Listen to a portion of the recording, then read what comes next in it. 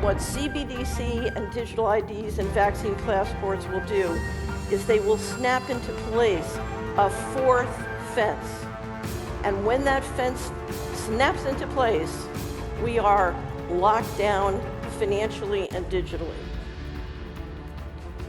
I call it digital concentration camps. This technology can turn our homes, our cars, and our communities literally into digital concentration camps.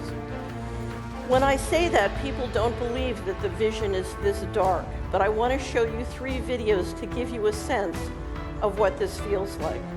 The first video is Augustine Carsons, who is the he's the general manager of the Bank of International Settlements in Basel, Switzerland.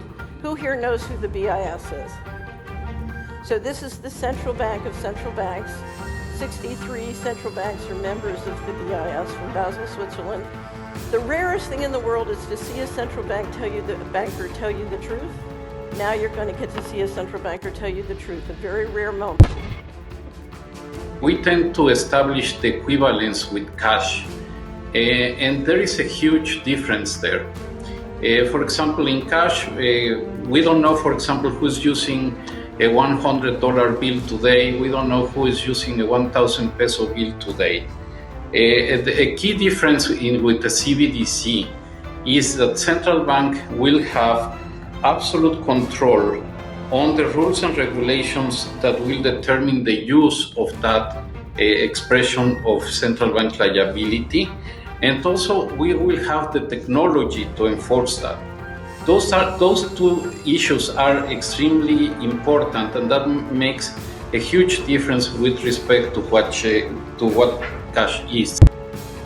This is Richard Werner, the top academic scholar in the world on central banking. He wrote the book and did the documentary, The Princes of the Yen, about the Japanese central bank. Here he is in Malmö, Sweden in May. The nature of this CBDC, what is it actually going to look like? They never talk about that. But I heard one European central banker tell me what it's going to look like. He saw it. He was invited to one of the old central banks in Europe that are very much promoting this. And they showed him. And, he's a top, executive director of another central bank in Europe. And there's no reason to believe that he was telling me a story. And he was around this large and would be implanted under your skin.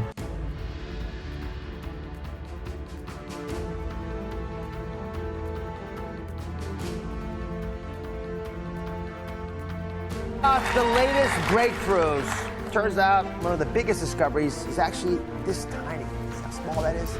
This little chip may be the next big thing, and it sounds like it's right from a sci-fi movie, but people all over the world are implanting these into their wrists.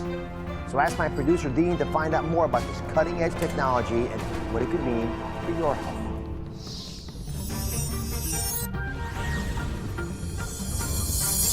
Whether it's our smartphones, our watches, our fitness trackers, or our Bluetooth headphones, it's clear that technology is not just part of our lives, it's running them. It's how we buy things, watch things, how we date, stay safe, even how we travel. Paul? Cool. We're so attracted to our devices that they're basically becoming a part of our bodies. But what if they really could become a part of our bodies? Well, guess what? They can. Meet the RFID microchip. This tiny chip, which can be implanted into your wrist, yes, I did say wrist, uses short-range radio frequency identification, similar to the tech used to track your pets or your phone. Once implanted in your body, it could identify you as you pass through the airport, open the door to your home. It could even be used to buy groceries at the supermarket. Now, your driver's license, passport, keys, and wallet are all inside your body, contained in something the size of a grain of rice. I know it might sound like sci-fi, but it's not.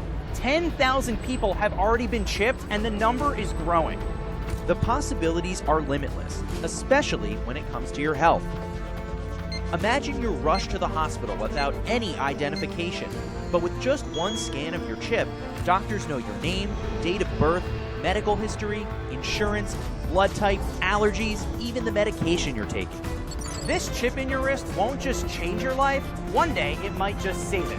And that's why this little RFID microchip is the next big thing.